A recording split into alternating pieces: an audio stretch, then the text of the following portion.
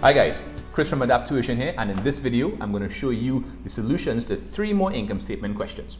Now these questions are going to be a bit different from the ones I did last time. Oh, by the way, if you haven't checked out that video, I'm going to put a card right up there, and I'm going to put a link in the description below, not just to that video, but to my full income statement playlist. So if you need to learn how to do income statements from scratch, from the trading account all the way up to dealing with each of the adjustments and then all of the adjustments, you can check that link out in the description like I said. Okay guys, now like I said, these questions are a bit different in how the information was presented, and I think it's important for us to be able to do any question presented to us, well, once it has an appropriate level of difficulty. And a lot of times we're trained from, let's say, one particular textbook, and the style in which the questions are brought is very similar. So we don't get an exposure to multiple ways in which information can be presented, and we get very stuck. And when new things are shown to us, we get a bit apprehensive, and we don't want to do the question, and we get things wrong, and we think, oh, we're stupid. No guys, you're not stupid, believe me, right? I myself had trouble adapting to new questions, and that's actually part of why I named my lessons what I named it, adapt, because we have to be able to be flexible to roll with the changes. Right, to that end, that's why I do what I do. I like to help you guys be exposed to these different things, to be able to get that experience and make mistakes along the way and learn from those mistakes. All those things are a very important part of your learning process. Okay, anyhow, I don't want to talk for too much longer again. I do want to get straight into those videos. I'm sorry, into the questions. So let's go. All right guys, so the first question I want to take a look at is the May 2017 question. And the first thing we need to do is to read the information. Let's take a look. So it says here, Kwame's punches. In the year ended 30th June 2016, Kwame sold 25,000 fruit punches for a total of $275,000. What does man making so much money for selling punches, boy? Well, best I go and sell some punch too. $250,000 a year, all right. All right, so calculate the selling price for each of Kwame's fruit punches. Show all working clearly. Okay, so they start us off very differently. So it's not do a trading account, do an income statement. They want to know the selling price for each of Kwame's punches. Now, this is actually more of a maths question than it is an accounts question. Think about it. How would we work this out? Kwame sold 25,000 fruit punches for a total of $275,000. Now, if those numbers are too big for you, break it down a little more simply, right? Let's imagine he sold just 25 punches and he made $100. So if you sold 25 punches and made $100, how would you find out the price for which you sold each of those punches? You divide 100 by 25, which will give us how much? $4. So use that same logic here. If he sold 25,000 punches and made $275,000, the calculation for the selling price for each of the punches would be $275,000 divided by 25,000. Let's take a look across here. So we had it up, calculation of selling price per unit. Now, you don't have to put it in this particular format. This is just a calculation. It's not an income statement or a balance sheet. So don't fuss too much, but try to be neat in your presentation. And if you could wrap your mind around doing it in a statement format as opposed to an equation format, then great. If not, make sure it's legible and correct. So what are we trying to do? Okay, so total sales revenue is $275,000, and we're dividing by the number of units sold. That's going to give us $11 per unit. So that is the selling price of each of Kwame's punches, $11. Okay, seems like a reasonable price. Now, what's the next thing they want? So let's go down to part B. So it says Kwame's costs for each fruit punch are as follows. So we have cost information now. Tropical fruit mix, $1.50. Milk, 68 cents. Cane sugar, 20 cents. Flavor booster, 12 cents. Okay. What do they want? Calculate the gross profit made by Kwame on each fruit punch. Sure, working. All right. Now, how do we find gross profit? Well, normally that's sales minus cost of goods sold. So I might say, okay, well, I have the sales revenue. I have to find the cost of all of these things. But then they said each fruit punch. So are we going to find total gross profit and then divide by 25,000? Now the thing is, look at the context. In part A of the question, they asked us to find the selling price per unit, which is $11. Down here, they give us the cost per unit. So instead of finding total gross profit and then dividing by the number of units, we can actually go straight to calculating gross profit per unit. All we'd have to do is add up these four items here, right? The 150, 68 cents, 20 cents, and 12 cents. And that would give us the total cost of each punch, which we would then subtract from the $11. Let's take a look across here. So gross profit on each fruit punch, selling price per unit, which we found in the previous part of the question, the less cost per unit. So if you notice there, I have 1.5, which is $1.50, 0.68, 68 cents, 20 cents, 12 cents. That gives us a total cost per unit of $2.50. So when we subtract, we're going to get gross profit of $8.50 per fruit punch. That's a pretty good profit per fruit punch, if I do say so myself. All right. Okay. So once again, as you can see here, and this was the May 2017 question. So this was not that long ago. Well, as of the date of this recording, it was just a couple years ago, right? For you all watching, it might have been 5-10 years ago. I don't know. All right. Anyhow, let's go on from there. Now, by the way, if you guys have any questions at any point in time in the video, please put them in the comment section below. All right. I'll be happy to answer them. Kwame's other costs for the year include the following. Okay, we have rent, electricity, insurance, wages, maintenance, and these are the values here. Okay, additional information. That's where the good stuff is. For the 2 years ending 30th June 2016, Kwame has owned 5 blenders valued at $2,700. So that's his fixed assets, all right?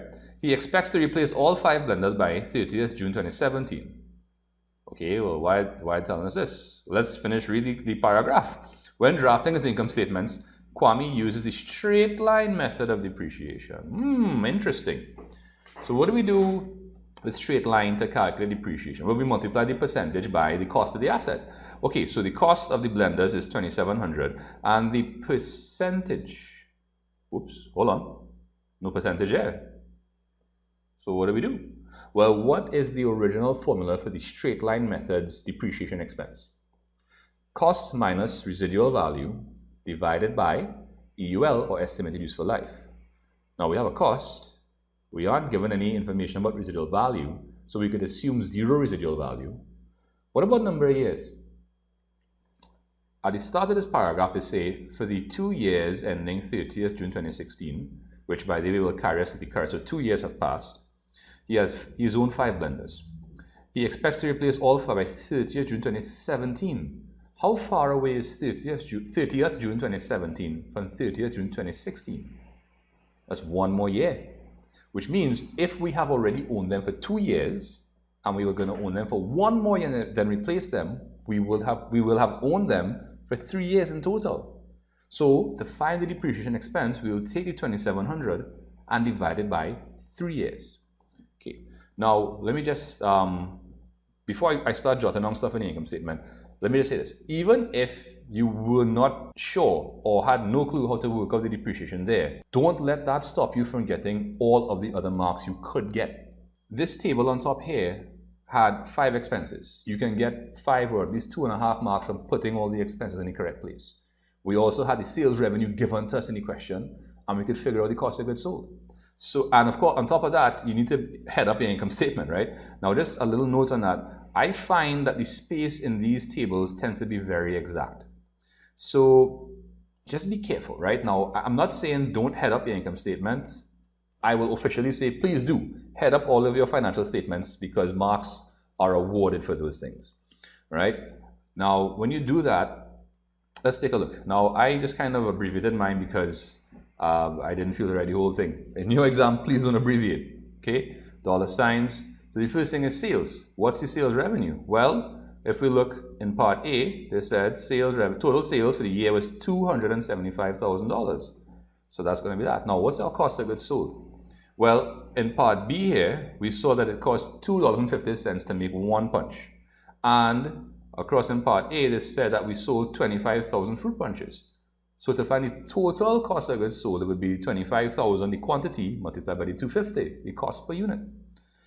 Now that's 62,500. When we subtract that from 275, we're going to get 212,500. So that's gross profit, and we're going to minus some expenses. So once again, even if you could not figure out depreciation, just list these expenses and put them in. All right? So we have rent, electricity, insurance, wages, maintenance and repairs, and depreciation. And like I said, we'll simply take the 2,700 and divide it by 3 years, which will give us 900. Totaling the expenses will give us 115,850. Subtracting that from the gross profit of 212,500 will give us 96,650. All right. There was one more part of the question which asked to show the labor cost, which is the wages, as a percentage of your gross revenue or sales revenue, which is this item here. So to do that, all we'd have to do is put the wages over the 275 and divide by multiply by 100. All right, so I did 54,240 divided by sales, and it was about 19.7%, so a little less than 20%. Okay, guys. Now, well, like I said, anytime a question throws you a curveball, try not to focus on it too much, especially if it's causing your brain to kind of short circuit. Remember, in the exam, you are responsible for managing yourself and your emotions. And as you know, I'm sure most, if not all of you, have experienced something along the lines of, in an exam, something you didn't know how to figure out something, and your brain was kind of short-circuiting, and you were getting nervous, you were getting anxious. That depletes your mental and emotional reserves to tackle future questions. Remember, you get marks for what you have on the paper, not what you don't have. You can't get marks if you have nothing there. So put down everything that you can possibly put down that's correct and easy. Get all those marks. Remember, it's not about scoring 100% on the exam. I mean, I'm not saying don't try. It's about mark maximization and using your time as wisely and as efficiently as possible, right? So even if you couldn't figure out the depreciation, guess what? That's just one mark, right? You would have gotten marks for everything else and for your process with finding net profit, okay? Anyhow, so let's cut that question there. Again, if anybody has any questions, please feel free to put them in the comments below. But let's take a look at the next question now. Okay guys, so this next question is the Jan 2017 question, which is called Stress Ease Enterprises. So let's read. Stress Ease Enterprises provides a service called client rescue to its clients by collecting them from locations where their vehicles are stalled and delivering them to their destinations. Let's backtrack a bit. It provides a service. So this is not a company that buys and resells goods or makes goods and sells them. This is a company that provides a service, and that's very important to note. It means that most likely we're not going to have open in stock purchases and cost of goods sold. So you're probably not going to have a cost of goods sold section, right? Further, you may not necessarily have sales as you are regularly accustomed to, but you will have revenue. Now it says that the firm owns 2 vehicles worth $210,000 in total. Okay, that's fixed assets. Maybe that has something to do with depreciation further on. The following information is provided for stress ease for the year ended 31st March 2016. 4,300 clients pay a retainer fee of $100 per year. A retainer fee is like a membership fee or like a subscription fee that basically you would pay to this company for the year if you want to be able to access their services. So it's like if you have a subscription to Netflix, every month you pay that, and if you don't pay it, well, you don't get to watch Netflix. Same thing here. If you don't pay your retainer fee, you can't call them and say, hey, could you come pick me up? My car is stopped. Be like, you pay your retainer fee? No, well, hard luck, I'm not coming for you, right? Further, there's a charge of $35 per kilometer for client rescue. So like we said, when the vehicles are stalled, the clients, stress ease will go and pick up the clients, but it costs them money. It's like if you're like in Trinidad, we used to have Uber for a little while, and of course the amount of money you pay to them would be based on the length of the journey or the distance traveled. So for every kilometer you have to pay Stress Ease Enterprises $35. Now it says here quarter 1, quarter 2, quarter. Okay, what does this mean? Does it mean quarter to 1, quarter to 2? No, not 145, 245, that kind of stuff. No. It means that a year has 12 months, and you can break those 12 months into 3 quarters. Okay, January, February, March, April, May, June, July, August, September, October, November. And what they've done here is they've basically summarized the kilometers traveled in each quarter for us here. So this information here is the revenue information. So their revenue consists of 2 items: the retainer fee of $100 per year per customer, of which they have 4,300, and $35 per kilometer, for which we have, well, some number here which we'll add up and calculate shortly. Now, Stress Ease Enterprises incurred the following costs during the same year: driver's salaries, fuel, vehicle usage costs, depreciation on vehicles, 30% straight line method. Okay, so straight line method means you're just going to take this 30% and multiply it by the value of the non-current assets, the vehicles. And they want prepare Stressees Enterprises income statement for the year ended 31st March 2016. I'm just going to scroll on to show you guys that they gave you extra space on this side to do more income statement work if you needed it, but that the total marks here was just 9. All right. The other part of this question I think was a control accounts question, which I will do another video for and probably put that in the description below. For now, let's get to work on Stressees Enterprises, shall we? So we head up. Stressees Enterprises income statement for the year ended 31st March 2016. Give me some dollar signs. Right, so revenue consists of two things. We have the retainer fee, which is the 4,300 clients paying 100 each per year. So that's going to give us $430,000, and that's just on retainer fees. The client rescue, so what we need to do is we need to add up all the kilometers and multiply that by 35. That'll give us, right, so it'll be 9,626 kilometers by 35, which gives us $336,910. So we add those two things together to get our total revenue, and from there now we can subtract our expenses. What are the expenses? Well, we have driver salaries, fuel, vehicle usage costs, and the depreciation, which is 30% of 210,000, which is 63,000. I'm not seeing anything else that would go in the expenses section. We're going to add up all those expenses and then subtract them to give us a net income of $317,380. Okay, so before I go on to the next question, the last question in this video, if anybody has any questions on this item, please leave them in the comment section below. All right, so let's take a look at the final question. Okay guys, so this is the last question for this video, and it's from the May 2013 paper. It's called Connect. Alright, so Connect is a retailer of mobile phones. All of its revenue comes from a percentage of the sales value of very mobile phones, which it delivers to customers' homes and workplaces. Let's backtrack there for a second. All of its revenue comes from a percentage of the sales value of the phones. That's commission revenue. So this entity, while maybe it's buying and reselling, the only source of its revenue is commission revenue. So we're probably not going to see sales, but we don't know. Let's take a look at the rest of the information in question, but just be mindful of that for now. Okay, at the end of the financial year, 31st Jan 2012, the following balances were presented. Capital, delivery van at cost, provision for depreciation delivery van. Okay, that might come in useful later. Bank, sales commissions received and sales commission outstanding. So outstanding means accrued. And what do we do with accrued portions of revenues or expenses? We add them on to the other part of it. Rent and rent owing. Well, we could assume it's an expense and it says owing, which is also accrued. So we're going to be adding this to that. Insurance prepayments are subtracted. All right. Delivery expenses, salesman's wages, bank loan. Bank loan is a liability, but the interest on the loan is an expense. All right, the business calculates annual depreciation expense at a rate of 20% on the reducing balance basis. How do we calculate depreciation expense using the reducing balance method? We multiply the percentage by the net book value. Net book value is the cost of the asset minus any existing provision previously charged on the asset. Now they want an income statement and a balance sheet. This video is exclusively for income statements. I will do another balance sheet video in due course. Okay, so let's get this question going. So let's see. Connect. Income statement for the year ended 31st January 2012.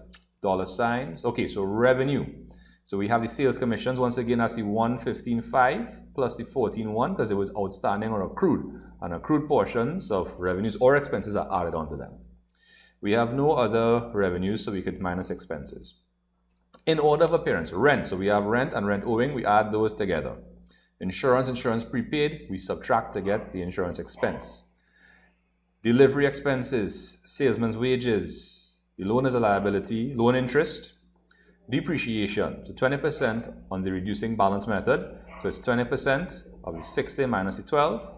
which we'll see there, and we're going to get the total expenses of that 94.9 subtracted from 129.6, giving us 34.7. Quick, easy, and simple.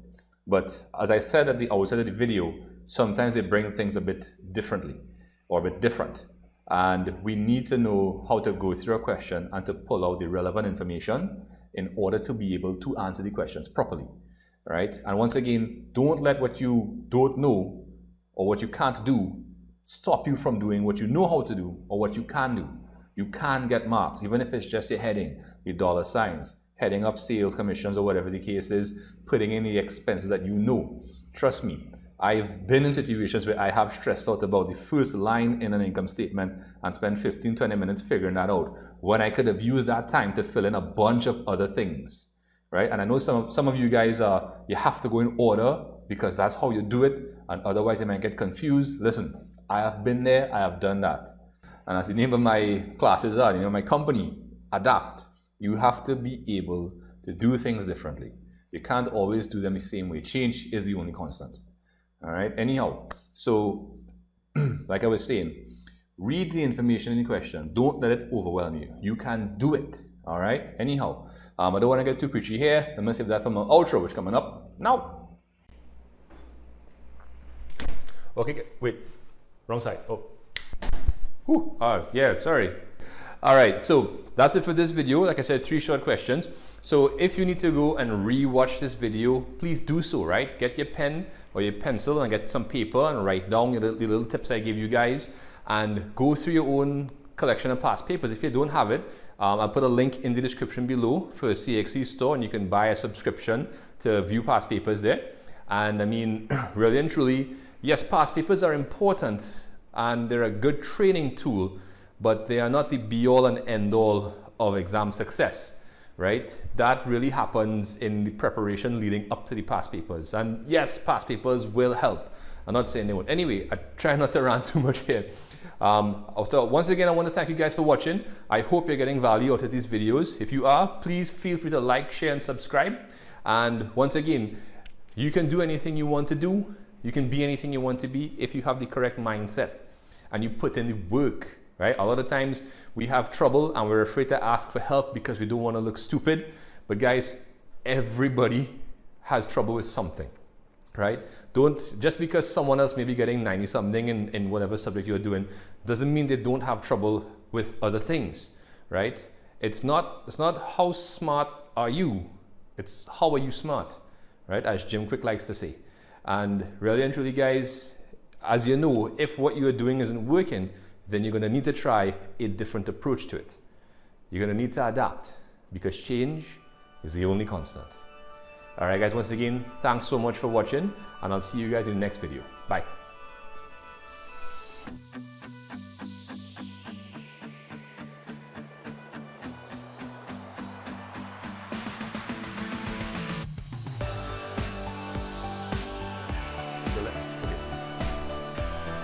Ah.